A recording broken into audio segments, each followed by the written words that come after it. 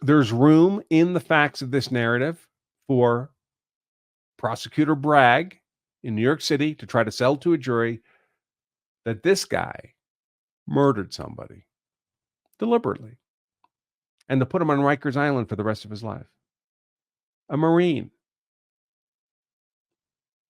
Completely law-abiding. For all we know, he's never had a speeding ticket in his life. On that train, when a deranged lunatic starts threatening people's lives with imminent harm, he steps in, and this is his circumstance. And it might sell to a jury. We don't know, because of the ambiguity I've been talking about. So just like when you go hands-on in defense of yourself, you incur two risks, right? One risk we've just been talking about, and that is the legal risk. Let's assume you win that physical confrontation using force, and now you're facing legal liability for your use of force. Someone is suggesting your use of force was unlawful, and if it had the most negative outcome, that person you used force against died, then you're looking at potentially a charge of murder, at least manslaughter, potentially spending the rest of your life in prison. Now, you can get that legal risk pretty low. You can do stuff like learn the law of self-defense, learn where the legal boundaries actually are, make yourself hard to convict, but it's not possible to reduce the legal risk to zero. It's just not. It's always more than zero. You could be the most innocent client I've ever been involved with. And if we have to put you in front of a jury and you did everything right, there's a 10% chance you get convicted. Put in a cage on Rikers Island for the rest of your life. The risk can never be zero. That's just the noise in the legal system, folks.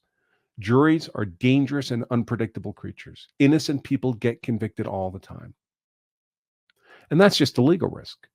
The other risk you incur when you choose to go hands-on in that confrontation is, of course, the physical risk, which is really going to be our focus here today. Because the physical risk is also never zero. And you may think, well, but I'm not really going hands-on. I'm barely intervening at all. How could the risk of death be there?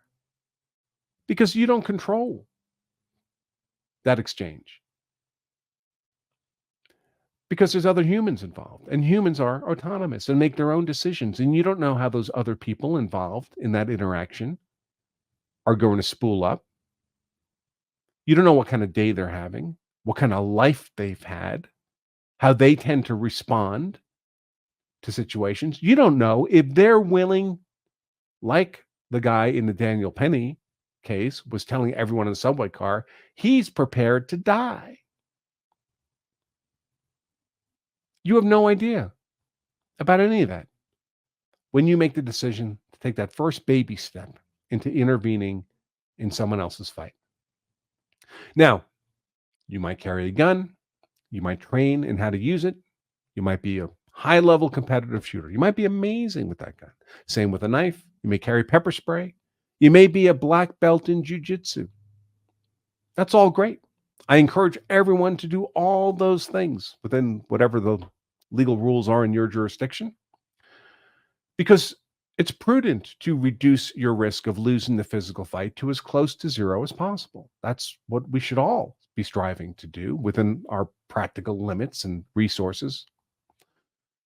But the risk of losing the physical fight's never zero. I don't care how good you are, because it might just not be your day. You might slip on a spot of oil, go down. That other guy, a bunch of his friends might turn the corner. His buddy may be behind you with his gun already out. You have no idea they're there. That happens. We saw that in a Walmart shooting a few years ago, right?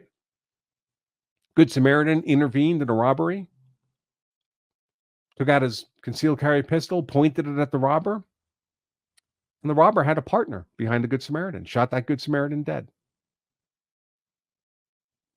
Think that Good Samaritan never saw that fatal shot coming? Nope. So you can reduce the risk of losing the physical fight as close to zero as possible, but it's never possible. And that's assuming that you have perfect perception and foresight of what's going on and how it will progress. And you don't. We just don't. Unfortunately, a lot of people think they're taking a baby step in intervention and find themselves dying in a lethal force confrontation minutes, seconds later.